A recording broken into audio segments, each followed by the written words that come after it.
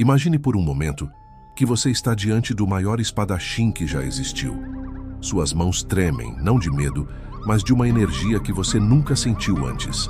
O ar ao redor dele parece vibrar com uma intensidade quase palpável. Você pode sentir o poder emanando de cada fibra do seu ser, como se ele fosse conectado a alguma força primordial que a maioria das pessoas nem imagina que existe. Este homem derrotou mais de 60 oponentes em duelos de vida ou morte, nunca perdeu uma única batalha, e desenvolveu técnicas tão poderosas que os próprios samurais as consideravam sobrenaturais. Mas como diabos ele chegou até aqui?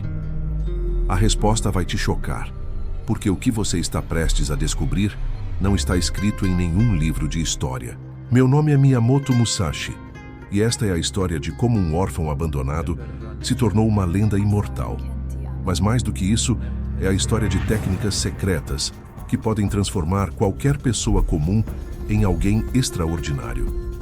E antes que você pense que isso é apenas sobre esgrima antiga, deixa eu te contar algo que vai mudar completamente sua perspectiva. Essas mesmas técnicas que eu usei há 4 séculos atrás são utilizadas hoje pelos maiores atletas, empresários e líderes do mundo inteiro. Michael Jordan as aplicava nas quadras de basquete. Steve Jobs as usava para criar produtos revolucionários. Warren Buffett as emprega em suas decisões de investimento. Se você quer descobrir exatamente como aplicar esses segredos ancestrais na sua vida moderna, se inscreva no canal agora, porque o que você está prestes a aprender vai te dar uma vantagem que 99% das pessoas nunca vão ter. E agora, você vai descobrir exatamente como. Tudo começou quando eu tinha apenas 13 anos, em uma pequena vila no interior do Japão.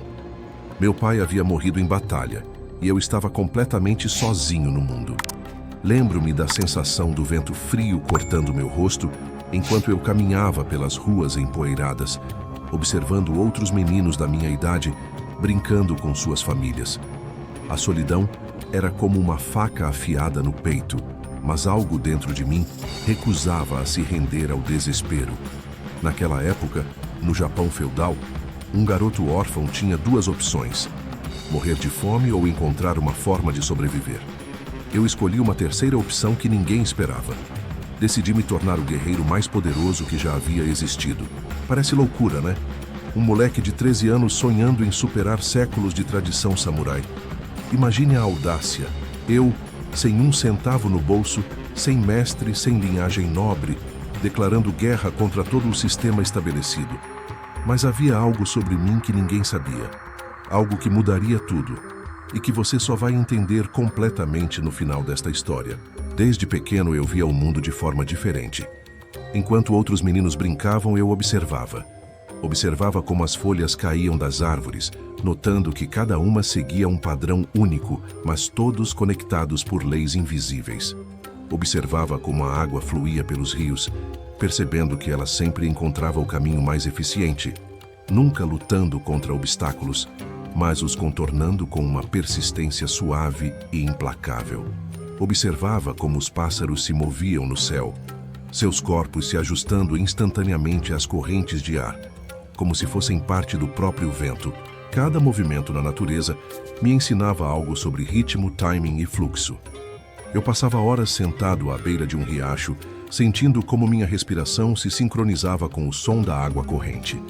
Era como se o universo estivesse me sussurrando segredos que nenhum mestre de espada jamais havia ensinado.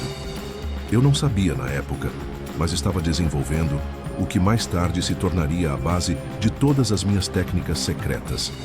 A capacidade de sentir o ritmo do universo e sincronizar meu próprio ritmo com ele. Mas aqui vem a parte que vai te surpreender. Esse tipo de observação não era apenas curiosidade infantil. Era o desenvolvimento de uma habilidade que hoje os neurocientistas chamam de neuroplasticidade extrema. Eu estava literalmente revirando meu cérebro para processar informações de uma forma que a maioria das pessoas nunca consegue acessar. Era como se eu estivesse desenvolvendo um 6º sentido, uma capacidade de perceber padrões e conexões que permaneciam invisíveis para outros. Meu primeiro duelo aconteceu contra um samurai experiente chamado Arimaki-Rei. Todos esperavam que eu fosse massacrado. Afinal, eu era apenas um adolescente com uma espada de madeira, enfrentando um guerreiro treinado com uma katana afiada como uma navalha. O ambiente era tenso. Você podia literalmente sentir a expectativa no ar. Espectadores se reuniram em volta, alguns rindo da minha audácia, outros balançando a cabeça com pena do que estava prestes a acontecer. Quando nos posicionamos um diante do outro, algo extraordinário aconteceu. O tempo pareceu desacelerar. Eu podia ouvir meu próprio coração batendo, mas não estava nervoso. Era como se eu tivesse entrado em um estado de consciência completamente diferente. No momento em que ele atacou, eu não pensei, não planejei, não calculei. Eu simplesmente me movi como se fosse parte do vento. Minha espada encontrou seu pescoço antes mesmo que ele percebesse o que havia acontecido. A multidão ficou em silêncio absoluto. Era como se o próprio universo tivesse parado para testemunhar o que acabara de acontecer. Um adolescente havia derrotado um samurai experiente usando apenas uma espada de madeira. Mas o que realmente havia acontecido naquele momento era muito mais profundo do que uma simples vitória. Eu havia acessado pela primeira vez o que os taoístas chamam de Wu Wei, ação sem ação, movimento sem esforço, poder sem força. E então eu encontrei aquilo. O documento que os mestres tentaram esconder por gerações. Mas primeiro você precisa entender uma coisa sobre a mentalidade samurai da época. Os guerreiros acreditavam que existiam técnicas secretas, passadas apenas de mestre para discípulo escolhido, que poderiam tornar alguém praticamente invencível. Essas técnicas não eram apenas sobre movimentos físicos, eram sobre estados de consciência, sobre acessar um nível de percepção que a maioria das pessoas nem imagina que existe. O documento que encontrei estava escondido em um templo abandonado nas montanhas. Era um pergaminho antigo, amarelado pelo tempo, com caracteres escritos em uma tinta que parecia brilhar com luz própria. O texto falava sobre a arte do vazio, técnicas desenvolvidas por monges guerreiros que haviam passado décadas meditando sobre a natureza fundamental da realidade. Eles haviam descoberto que a verdadeira força não vem da resistência, mas da ausência de resistência. Não vem do esforço, mas da naturalidade total. Depois de vencer meu primeiro duelo, comecei a viajar pelo Japão, desafiando mestres de diferentes escolas. Cada vitória me ensinava algo novo, mas também me fazia perceber que havia algo muito mais profundo do que técnicas de luta. Eu estava desenvolvendo o que hoje vocês chamariam de inteligência emocional extrema. Conseguia ler as intenções dos meus oponentes antes mesmo deles formarem um pensamento consciente sobre o ataque. Era como se eu pudesse ver através das pessoas, perceber suas inseguranças, seus medos, seus pontos fracos. Não de uma forma cruel, mas com uma clareza cristalina que me permitia antecipar cada movimento. Quando um oponente estava prestes a atacar pela direita, eu podia sentir a tensão se acumulando do lado direito do seu corpo uns 2 segundos antes do movimento real. Quando alguém estava blefando sobre sua confiança, eu podia perceber a microtremulação em sua voz, a ligeira contração ao redor dos olhos. Foi durante uma dessas viagens que conheci um monge zen chamado Takuan. Este homem mudou completamente minha compreensão sobre o que realmente significa ser um guerreiro. Ele era diferente de qualquer pessoa que eu já havia encontrado. Quando ele falava, era como se cada palavra tivesse um peso específico, carregada de significados que iam muito além da superfície. Ele me mostrou textos antigos, pergaminhos que falavam sobre a mente vazia, sobre agir sem agir, conceitos que estavam diretamente conectados aos ensinamentos de Lao Tzu sobre o Tao. Mas por que esse homem sabia tanto? A verdade sobre ele é perturbadora e vai te fazer questionar tudo o que você pensa saber sobre poder real. Takuan não era apenas um monge comum. Ele havia passado décadas estudando não apenas os textos budistas e taoístas, mas também havia analisado os padrões de movimento dos maiores guerreiros da história. Ele tinha uma biblioteca secreta, escondida nas profundezas do templo, onde guardava manuscritos de culturas do mundo inteiro. Textos sobre a arte da guerra dos antigos gregos, estratégias de batalha dos generais chineses, técnicas de meditação dos mestres indianos. Ele me contou sobre Sun Tzu e como a arte da guerra não era realmente sobre batalhas físicas, mas sobre dominar a arte do conflito em todos os níveis da existência. Mostrou-me como cada princípio do Tao Te Ching de Lao Tzu poderia ser aplicado em combate real. Vencer sem lutar, ser como a água, conquistar pela brandura, conceitos que pareciam contraditórios para um guerreiro, mas que começaram a fazer sentido quando ele me explicou a verdadeira natureza do poder. Musashi, ele me disse numa tarde enquanto observávamos as pétalas de cerejeira caindo no jardim do templo. Você pensa que sua força vem da sua habilidade com a espada, mas eu vou te contar um segredo que vai mudar tudo. Ele fez uma pausa, seus olhos se fechando como se estivesse acessando alguma sabedoria profunda. A verdadeira força vem de estar tão alinhado com o fluxo natural da vida que você se torna indistinguível dele. Quando você para de ser Musashi tentando vencer e se torna o próprio universo, expressando sua perfeição através de você, aí você se torna verdadeiramente invencível. Quando ele revelou isso, eu não conseguia acreditar. E você também não vai. Ele me disse que a verdadeira força não vem dos músculos ou da velocidade da espada. Vem da capacidade de estar completamente presente no momento, de se tornar um com o fluxo natural da vida. Ele me ensinou que quando você para de lutar contra o que está acontecendo e começa a fluir com isso, você se torna imparável. Era como descobrir que eu havia passado anos tentando nadar contra a corrente quando poderia ter usado a própria força do rio para me levar aonde queria ir. Mas aqui estava o problema. Compreender intelectualmente esses conceitos é uma coisa. Incorporá-los no seu ser, a ponto de se tornarem parte da sua natureza, é algo completamente diferente. Era como tentar explicar a cor azul para alguém que nasceu cego. As palavras podem apontar na direção, mas a experiência real é algo que precisa ser vivido, não entendido. Takuan me ensinou técnicas de meditação que iam muito além de simplesmente sentar em silêncio. Ele me fez praticar algo que chamava de meditação em movimento, onde eu tinha que manter um estado de presença total enquanto executava sequências complexas de movimentos com a espada. Era como dançar e meditar ao mesmo tempo, uma síntese entre ação e serenidade que desafiava tudo o que eu pensava saber sobre concentração. Passei meses praticando isso. No começo era frustrante, porque minha mente ficava constantemente pulando entre o movimento físico e a tentativa de manter a consciência vazia. Mas gradualmente, algo começou a se transformar. Era como se duas partes de mim, que sempre estiveram separadas, começassem a se unir. A parte que pensava e a parte que agia começaram a funcionar como uma coisa só. Mas havia um preço a pagar.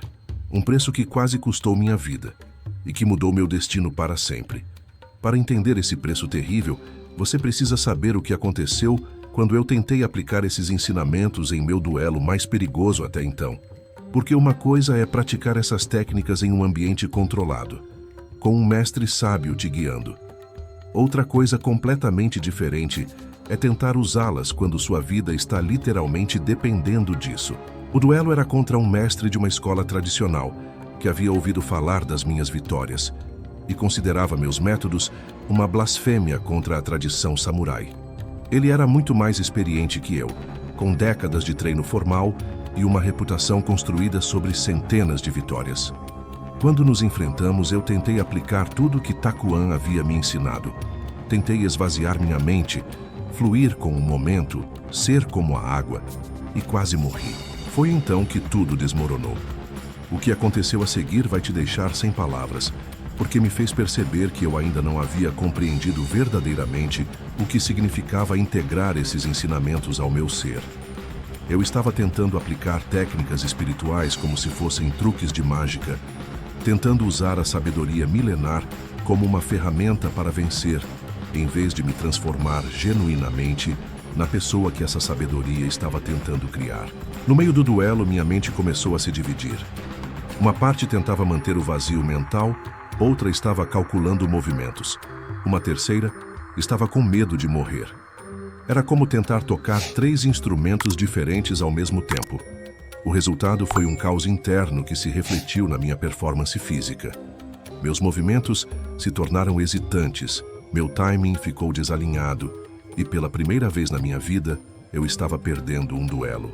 A espada do meu oponente cortou meu braço esquerdo, deixando uma cicatriz que carrego até hoje. Não foi apenas uma ferida física, foi um despertar brutal para a realidade de que conhecimento sem integração profunda é como ter uma espada bonita que você não sabe usar. Pior que isso, é perigoso, porque cria uma falsa sensação de competência que pode te custar a vida. Naquele momento de humilhação e dor, algo dentro de mim se quebrou. Mas às vezes é preciso se quebrar completamente para se reconstruir de uma forma mais forte. Eu percebi que havia estado tentando adicionar essas técnicas à pessoa que eu era, em vez de permitir que elas me transformassem na pessoa que eu precisava me tornar. Era a diferença entre vestir uma armadura e se tornar a própria armadura. Depois daquele duelo, entrei em um período que hoje eu chamo de a morte do ego. Passei meses vivendo como um eremita nas montanhas, questionando tudo que eu pensava saber sobre mim mesmo. Eu estava prestes a enfrentar não apenas um oponente físico, mas meus próprios demônios internos, meus medos mais profundos, tudo aquilo que eu havia tentado esconder de mim mesmo durante anos. Durante esse período de isolamento, comecei a perceber camadas de mim mesmo que eu nem sabia que existiam. Descobri medos que eu havia enterrado tão profundamente que nem reconhecia como medos. Percebi padrões de pensamento que estavam sabotando minha performance sem que eu soubesse. Era como descascar uma cebola emocional, removendo camada após camada de condicionamento até chegar ao núcleo real do meu ser. Foi nesse estado de vulnerabilidade total que tive minha primeira experiência real do que os taoístas chamam de vazio fértil. Não era simplesmente uma mente vazia, mas uma mente tão receptiva, tão aberta, que se tornava capaz de perceber e responder a qualquer coisa instantaneamente. Era como ser uma superfície de água perfeitamente calma. Qualquer movimento, por menor que fosse, criava ondas que eu podia sentir imediatamente. Quando finalmente desci das montanhas, eu era uma pessoa diferente. Não apenas mais habilidoso com a espada, mas fundamentalmente transformado na minha forma de perceber e interagir com o mundo. Era como se eu tivesse descoberto um sentido que não sabia que possuía. Uma forma de awareness que me conectava diretamente com o fluxo subjacente de tudo que estava acontecendo ao meu redor. O duelo seguinte foi contra Sasaki Kojiro, conhecido como o demônio da ilha Ganryu. Este homem havia desenvolvido uma técnica chamada corte da andorinha, um movimento tão rápido e preciso que parecia desafiar as leis da física. Sua espada era mais longa que a média, o que lhe dava uma vantagem de alcance significativa. Ele nunca havia perdido um duelo, e sua reputação era tão temível que muitos guerreiros experientes recusavam seus desafios. Mas eu não sabia que estava sendo testado. O verdadeiro teste ainda nem havia começado, porque o que eu descobriria sobre mim mesmo naquele confronto mudaria não apenas minha forma de lutar, mas minha compreensão sobre a própria natureza da realidade. Este não seria apenas um duelo entre dois espadachins, seria um confronto entre duas filosofias completamente diferentes sobre o que significa estar vivo. Deixa nos comentários. Você conseguiria enfrentar seus maiores medos para descobrir quem realmente é? A preparação para esse duelo foi diferente de tudo que eu havia feito antes. Para enfrentar o que vinha pela frente, eu precisava fazer algo que nenhum guerreiro havia tentado antes. Precisava abandonar completamente tudo que havia aprendido sobre técnicas de luta e me conectar com algo muito mais primitivo e poderoso. Era como se eu precisasse morrer como a pessoa que era para renascer como algo completamente novo. Passei semanas em um estado de preparação que ia muito além do treinamento físico. Era uma preparação de todo o meu ser, corpo, mente, espírito. Comecei cada dia antes do amanhecer, sentado em meditação, até que a linha entre eu e o mundo ao meu redor começasse a se dissolver. Depois passava horas praticando movimentos com a espada, mas não como técnicas decoradas. Cada movimento surgia espontaneamente de um estado de presença total, como se a própria espada estivesse me ensinando como usá-la.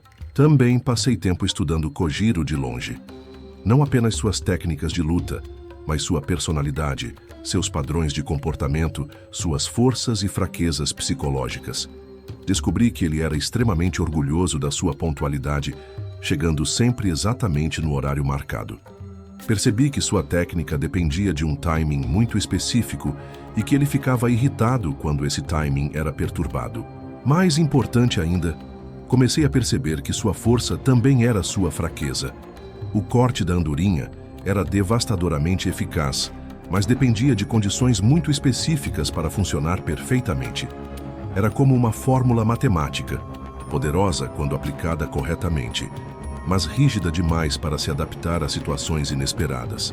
Durante essa preparação, aplicei os ensinamentos que Takuan havia me mostrado de uma forma muito mais profunda. Comecei a perceber que cada respiração era uma oportunidade de me alinhar com o ritmo do universo. Cada batimento do coração era uma chance de sincronizar minha energia interna com as forças naturais ao meu redor. Eu estava desenvolvendo o que mais tarde chamaria de a mente da água, fluida, adaptável, mas com poder suficiente para moldar montanhas.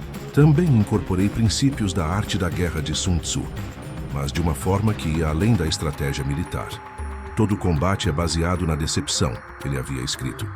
Mas eu estava aprendendo que a decepção mais poderosa não é enganar seu oponente sobre suas intenções, mas transcender completamente a necessidade de ter intenções fixas. Quando você se torna completamente fluido, completamente responsivo ao momento, você se torna impossível de ler, porque não há nada fixo para ser lido.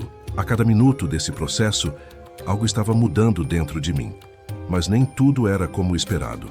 Eu estava perdendo minha identidade como Miyamoto Musashi, o jovem guerreiro arrogante, e me tornando algo muito maior e ao mesmo tempo muito mais simples.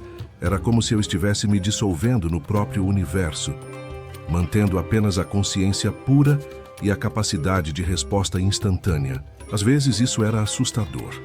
Havia momentos em que eu olhava no reflexo da água e não reconhecia completamente a pessoa que estava olhando de volta. Não fisicamente, mas energeticamente. Era como se a pessoa que eu costumava ser estivesse se tornando transparente, sendo substituída por algo mais fundamental, mais autêntico, mas também mais vasto do que minha personalidade limitada conseguia compreender. Quando eu finalmente abri os olhos após semanas dessa preparação intensa, não era mais a mesma pessoa. Mas isso era apenas o começo de uma transformação que me levaria a desenvolver técnicas que iriam influenciar não apenas o mundo das artes marciais, mas praticamente todas as áreas do conhecimento humano. O que eu havia descoberto não era apenas sobre como vencer em combate, era sobre como vencer na vida, sobre como se tornar tão alinhado com a realidade que você não precisa mais lutar contra ela. Eu havia desenvolvido o que hoje poderia ser chamado de inteligência integral, uma forma de awareness que integrava intuição, lógica, percepção sensorial, inteligência emocional e algo que só posso descrever como sabedoria corporal em um sistema único e coerente. Era como ter acesso simultâneo a todos os níveis de informação disponíveis em qualquer situação. Mas eu não sabia que estava prestes a enfrentar o momento que definiria toda a minha existência. O duelo com Kojiro não seria apenas uma batalha entre dois espadachins, seria um confronto entre duas filosofias completamente diferentes sobre o que significa estar vivo. Ele representava a perfeição técnica, a disciplina tradicional, a busca da excelência através da repetição e do refinamento. Eu representava algo mais fluido, mais adaptável, mais conectado com o fluxo natural da vida. No dia do duelo, tomei uma decisão que chocou a todos. Cheguei 3 horas atrasado. Não por descuido, mas porque havia compreendido algo fundamental sobre timing que vai muito além de simplesmente chegar no horário marcado. O timing perfeito não é sobre chegar quando o relógio diz que você deveria chegar. É sobre chegar no momento exato em que o universo está alinhado para a ação. É sobre sentir o ritmo subjacente dos eventos e sincronizar sua ação com com esse ritmo mais profundo. Enquanto eu navegava lentamente em direção à ilha onde o duelo aconteceria, pude sentir o estado emocional de Kojiro se alterando minuto a minuto. Sua confiança se transformava em impaciência, sua impaciência em irritação, sua irritação em raiva. E uma mente tomada pela raiva nunca pode acessar seu verdadeiro potencial. Era como assistir a uma sinfonia se desafinando, nota por nota. Durante a viagem, também esculpi uma espada de madeira usando um dos remos do barco. Não era apenas uma questão prática, era simbólica. Estava literalmente criando minha arma a partir do que estava disponível no momento, em vez de depender de algo preparado anteriormente. Era uma expressão física da filosofia que eu havia desenvolvido. Usar qualquer coisa que a vida oferece como ferramenta para a maestria.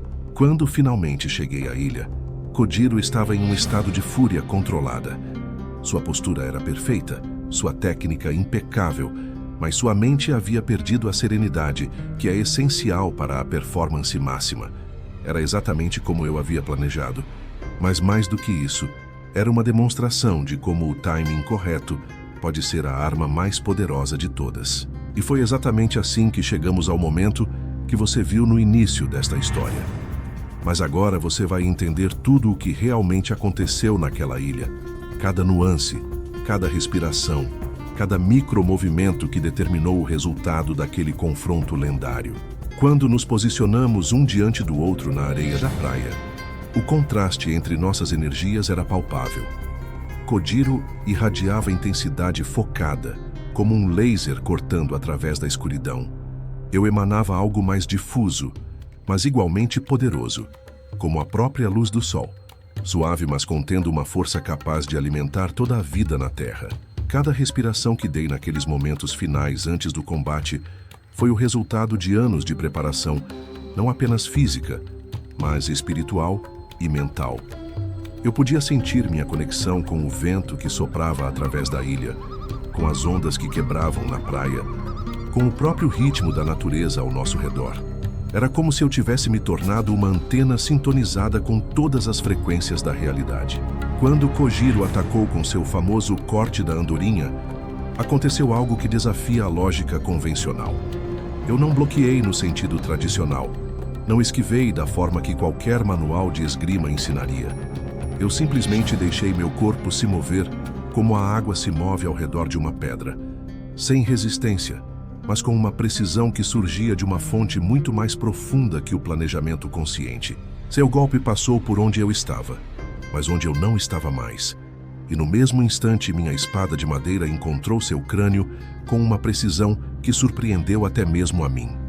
O duelo havia terminado em um único movimento, mas minha verdadeira jornada estava apenas começando, porque o que eu havia aprendido naquele momento transcendia completamente o contexto da luta. O que aconteceu mudou não apenas minha vida, mas influenciou gerações de guerreiros, filósofos, artistas e líderes, e pode mudar a sua também, porque o que eu descobri há 400 anos, você pode usar hoje mesmo. Mas tem um segredo que a maioria das pessoas não entende sobre essas técnicas, e é exatamente isso que separa aqueles que apenas leem sobre elas daqueles que as vivem. O segredo é que elas não são realmente sobre luta. São sobre viver com um nível de presença, consciência e alinhamento que a maioria das pessoas nem imagina ser possível. São sobre desenvolver uma relação com a realidade que é tão íntima, tão fluida, que você para de ser um observador da vida e se torna a própria vida se expressando através de uma forma humana. Cada princípio que desenvolvi, o timing perfeito, a mente vazia, o fluxo natural, a presença total, pode ser aplicado em qualquer situação da sua vida. Quando você está fazendo uma apresentação importante no trabalho, você pode usar a mesma presença mental que eu usava em duelos mortais. Quando você está enfrentando uma decisão difícil, você pode aplicar os mesmos princípios de estratégia que me tornaram invencível. Quando você está em uma negociação complexa, pode usar a mesma capacidade de ler intenções que me permitia antecipar os ataques dos meus oponentes. Steve Jobs estudou esses princípios quando criou a Apple, aplicando a filosofia do design minimalista e da simplicidade elegante que vem diretamente dos ensinamentos Zen. Kobe Bryant os aplicou no basquete, desenvolvendo o que ele chamava de Mamba Mentality, um estado de foco total e presença absoluta que o tornou lendário. Bruce Lee os adaptou para criar sua própria filosofia de combate, sintetizando técnicas orientais e ocidentais em algo completamente novo. A técnica da mente vazia que eu desenvolvi é a mesma que atletas de elite chamam hoje de estar na zona. Aquele estado em que o tempo parece desacelerar, em que você sabe exatamente o que fazer sem precisar pensar, em que sua performance transcende suas limitações habituais. A capacidade de ler intenções que eu cultivei é o que grandes negociadores usam para fechar acordos impossíveis, o que líderes inspiradores usam para motivar suas equipes, o que artistas usam para criar obras que tocam a alma das pessoas. Grandes atletas como Serena Williams descrevem momentos em que a raquete se torna uma extensão do meu braço, onde não há separação entre intenção e ação. Músicos como John Coltrane falavam sobre tocar em um estado em que a música toca você, em vez de você tocar a música. Empresários visionários como Elon Musk descrevem uma capacidade de ver soluções para problemas complexos de forma quase intuitiva. Todos esses são ecos dos mesmos princípios que eu desenvolvi séculos atrás. A diferença é que hoje, vocês têm nomes científicos para esses fenômenos. Vocês chamam de flow state, neuroplasticidade, inteligência emocional, pensamento sistêmico. Mas a experiência subjacente é a mesma. A dissolução da separação entre você e o que está fazendo, entre intenção e ação, entre esforço e resultado. O que eu descobri é que existe um estado de consciência onde você para de lutar contra a vida e começa a dançar com ela. Onde você para de tentar controlar tudo e começa a fluir com o que está acontecendo. Onde você desenvolve uma intuição tão afiada que consegue sentir oportunidades antes mesmo delas aparecerem completamente, perceber mudanças nos padrões antes que se tornem óbvias, antecipar o que vai acontecer baseado em sinais sutis que a mente consciente nem registra. Isso não é misticismo vazio. É uma forma muito prática e aplicável de desenvolver o que hoje vocês chamariam de inteligência adaptativa. A capacidade de responder criativamente a situações em constante mudança, de encontrar soluções elegantes para problemas complexos, de manter a calma e a clareza mesmo sob pressão extrema. Durante meus anos de desenvolvimento, criei o que chamei de O Livro dos 5 Anéis, onde tentei codificar essas técnicas de uma forma que outras pessoas pudessem aplicar. Mas percebi que as palavras são apenas mapas, úteis para apontar a direção, mas nunca substituem a experiência real do território. É como tentar ensinar alguém a nadar através de livros.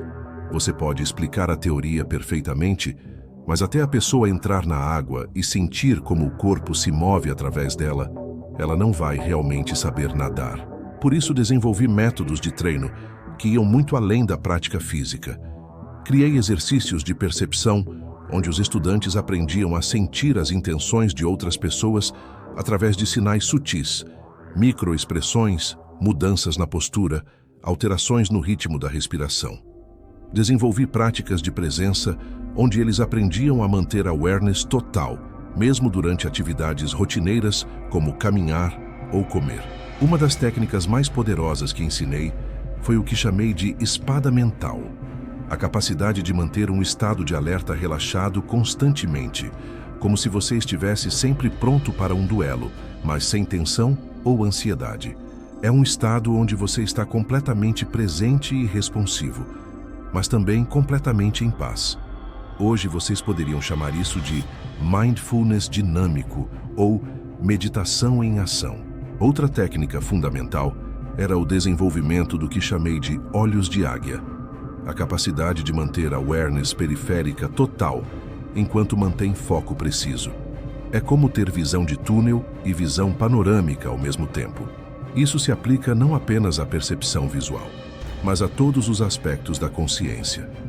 Você pode estar completamente focado em uma conversa importante e ainda assim manter a awareness de tudo o que está acontecendo ao seu redor. Esta não é apenas a história de Miyamoto Musashi, é a sua história. É a história de todo ser humano que decide parar de ser vítima das circunstâncias e começar a ser o autor da própria vida. É sobre despertar capacidades que já existem dentro de você, mas que estão dormentes porque ninguém nunca te ensinou como acessá-las, e ela está apenas começando. Porque agora que você conhece esses princípios, você tem uma escolha a fazer. Você pode continuar vivendo do jeito que sempre viveu, reagindo às situações conforme elas aparecem, ou pode começar a desenvolver o mesmo tipo de maestria que me tornou lendário. Não estou falando sobre se tornar um guerreiro no sentido literal, mas sobre se tornar um guerreiro da vida. Alguém que enfrenta cada desafio com presença total, sabedoria estratégica e uma capacidade adaptativa que parece quase sobrenatural para aqueles que não entendem os princípios por trás dela. Se você sentiu essa conexão ancestral, se algo dentro de você reconheceu essas verdades como familiares, se percebeu que existe um potencial dentro de você que ainda não foi totalmente despertado, aperta esse botão de inscrição agora, porque o que eu vou te ensinar nas próximas semanas pode literalmente transformar sua vida. Nas próximas semanas, vou te mostrar exatamente como aplicar cada uma dessas técnicas secretas na sua vida moderna. Vou te ensinar como desenvolver a mesma presença mental que me tornou lendário. Como entrar naquele estado de flow, onde tempo e espaço se alteram e você se torna capaz de performance extraordinária. Vou te mostrar como criar o mesmo timing perfeito que me deu vitória em todos os duelos. Como sentir o ritmo subjacente dos eventos e sincronizar suas ações com o momento exato de maior impacto. Vou te ensinar como cultivar a mesma intuição que me permitia ler as intenções dos meus oponentes.